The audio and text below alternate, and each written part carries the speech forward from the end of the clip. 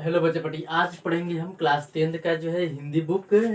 First chapter का नाम है जो है श्रम विभाजन और जाति प्रथा।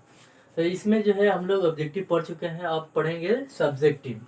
ठीक है, तो ये जो क्वेश्चन जो है जितने भी अब पढ़ाया जाएगा तो एग्जाम से रिलेटेड रहेगा और एग्जाम में वो पूछा हुआ सवाल रहेगा या तो पूछेगा सवाल। ठीक है, तो क्वेश्चन नंबर 1 पे ध्यान दीजिए। कह कि जाति भारतीय समाज में श्रम विभाजन का स्वाभाविक रूप क्यों नहीं कही जा सकती है। ये प्रश्न जो है 2014 और 2016 में पूछा गया सवाल है, या अथवा में करके दिया गया है कि जाति के आधार पर श्रम विभाजन अस्वाभाविक है कैसे। ये भी जो है सवाल 2013 में पूछा गया सवाल है।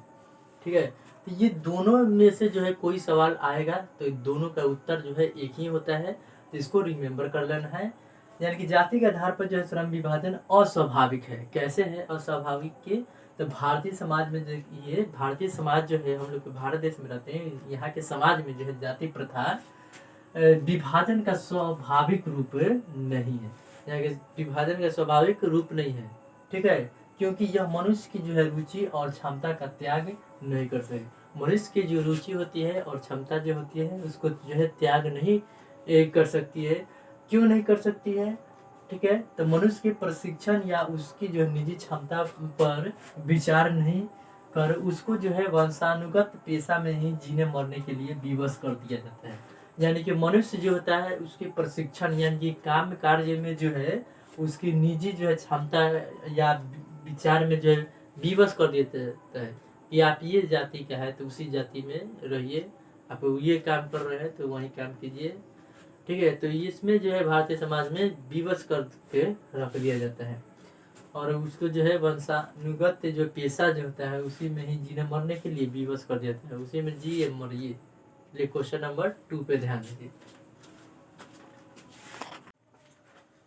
चलिए क्वेश्चन नंबर 2 पे ध्यान दीजिए।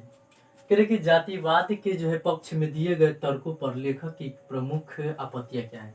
यानी कि जातिवाद के जो है पक्ष में दिए गए जो तर्क है उस पे जो है पूछ रहा है कि लेखक की प्रमुख आपत्ति क्या है। यानी कि आप लोग को भी आपत्ति होता होगा जातिवाद के बारे में, उसी प्रकार से जो है लेखक के भी जो है जातिवाद के पक्ष में आपत्ति है। तो क्या आपत्ति है? देखिए, लेखक जो है जातिवाद के पक्ष में दिए गए तर्कों से जो है विक्षुब्ध है। क्या है? विक्षुब्ध है। उसका जो है कहना है कि यानी कि लेखक जो कहना है कि जाति प्रथा यानी कि गंभीर दोषों से परिपूर्ण है। जाति प्रथा जो है गंभीर दोषों से यानी कि बहुत से उसमें दोष है। श्रम विभाजन जो है निश्चय ही सभ्य समाज की आवश्यकता है। श्रम विभाजन जो है वो निश्चय ही सभ्य समाज की आवश्यकता है, किंतु जातिवाद के कारण जो है श्रम के स्थान पर श्रमिकों का आपस में अस्वाभाविक विभाजन है। देखिए, लोगों ने जो है क्या किया है, श्रमिक के जो है श्रम के स्थान पर जो है लोग श्रमिकों को क्या किया, आपस में जो है जातिवाद के कारण उसको आपस में जो है लड़वाना चालू कर दिए। ठीक है ना, तो आपस में जो क्या है अस्वाभाविक विभाजन है। यानी कि जाति प्रथा मनुष्य की जो है स्वाभाविक प्रेरणा है, यह जो है रुचि व आत्मशक्ति को दबा कर रखती है। जातिवाद जब हो जाएगा तो जो है किसी कार्य काम को जो है लोग उसको जाति के नाम पर जो है काम करने नहीं देते हैं। जो जाति क्या होता है उसी को काम करने देते हैं। तो ये जातिवाद सबसे बड़का खराब चीज है। ठीक है, रुचि व आत्म शक्ति को दबा कर क्या कर देता है, रख देता है। यानी कि कोई अगर जो है अच्छा कार्य करना चाहेगा तो उसको जो है लोग करने नहीं देते हैं। यानी कि जाति के नाम पर क्या करते हैं, दबा कर उसको रख देते हैं, दबाकर उन्हें अस्वाभाविक नियमों में जकड़ कर निष्क्रिय कर देते हैं। चलिए क्वेश्चन नंबर 3 पे ध्यान दीजिए। चलिए क्वेश्चन नंबर 3 पे ध्यान दीजिए। करें कि लेखक ने पाठ में किन प्रमुख पहलुओं से जाति प्रथा को एक हानिकारक प्रथा के रूप में दिखाया है। ये क्वेश्चन जो है 2015 में पूछा गया क्वेश्चन है। यानी कि लेखक जो है पाठ में जो है किन प्रमुख पहलू से जो है जाति प्रथा को एक हानिकारक प्रथा के रूप में दिखाया है। चलिए उत्तर जानिए कि जाति प्रथा के कारण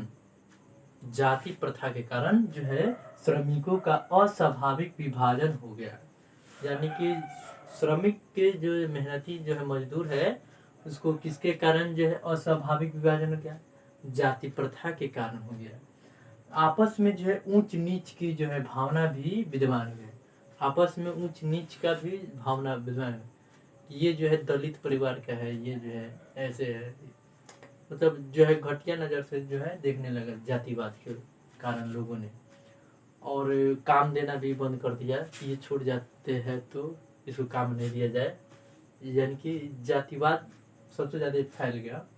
अभी भी जातिवादे हैं। जाति प्रथा के कारण जो है अनिश्चित, देखिए जाति प्रथा के कारण जो है अनिच्छा से जो है पुश्तैनी पेशा अपनाना पड़ता है। जातिवाद के कारण जो है पुश्तैनी पेशा जो होता है, पूर्वजों के द्वारा पेशा जो चुना गया रहता है, उसी में जो है अपना जो है जीवन को यापन करना रहता है, यानी कि पेशा अपनाना पड़ता है। जो बाप दादा किए रहते हैं उसी में रहना पड़ता है। अगर अच्छा करना चाहते हैं तो आप लोग जातिवाद के कारण अच्छा कर नहीं पाएंगे, अच्छा कार्य नहीं कर पाएंगे, जिसके कारण जो है मनुष्य की पूरी जो है क्षमता का उपयोग नहीं होता है। मनुष्य की जितनी क्षमता होती है जातिवाद के कारण पूरा नहीं हो पाता है। आर्थिक विकास में जो है भी जाति प्रथा का बात होता है। आर्थिक विकास आप लोग करना चाहते हैं, उसमें जो है जातिवाद के कारण एक बाधक हो जाता है, यानी कि बाधा पड़ जाता है कि ये इस जाति का है, ये उस जाति का है। जातिवाद इतना ना बढ़ गया है। चलिए क्वेश्चन नंबर 4 पे ध्यान, चलिए क्वेश्चन नंबर 4 पे ध्यान दीजिए। कि जातिवाद के जो है पोषक उसके पक्ष में क्या तर्क देते हैं, यानी कि जातिवाद जो है उसके पोषक उसके पक्ष में क्या तर्क देते हैं, तो आपका उत्तर हो जाएगा जातिवादियों का कहना है, यानी कि जितने भी जातिवादी जो होता है उसका कहना है कि आधुनिक सभ्य समाज में जो है कार्य कुशलता के लिए जो है श्रम विभाजन आवश्यक है। श्रम विभाजन क्या है, आवश्यक है। श्रम विभाजन जो है जाति प्रथा का ही दूसरा रूप है। जाति प्रथा का एक दूसरा रूप श्रम विभाजन, यानी कि काम कार्य का विभाजन भी एक जातिवादी का रूप है, दूसरा रूप। हिंदू धर्म जो है पेशा परिवर्तन की अनुमति नहीं देता है। हिंदू धर्म जो है वो पेशा को परिवर्तन करने की अनुमति नहीं देता है, यानी कि जो पेशा में आप है उसी पेशा में आप रहिए। परंपरागत पेशों में जो है व्यक्ति दक्ष हो जाता है और वह अपना कार्य सफलतापूर्वक संपन्न करता है। क्या करता है, अपने कार्य सफलतापूर्वक संपन्न करता है। तो ये जो है शॉर्ट आंसर क्वेश्चन था। दीर्घ उत्तर ये जो है बाद में पढ़ाई होगा, पहले शॉर्ट सब समाप्त हो जाएगा, उसके बाद दीर्घ उत्तर यानी कि लघु उत्तर। ये प्रश्न उत्तर था।